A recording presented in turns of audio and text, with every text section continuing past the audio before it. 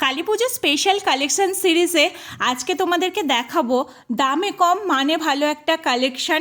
এই স্পেশাল সিরিজটা কিন্তু প্রত্যেকটা কালেকশানই থাকবে 800, 900, 1000, 1050-এর মধ্যে। আজকে সুন্দর এই লেভেন্ডার কালারের 3 পিস সেটটা দেখো, ভীষণ মিষ্টি কালারটা।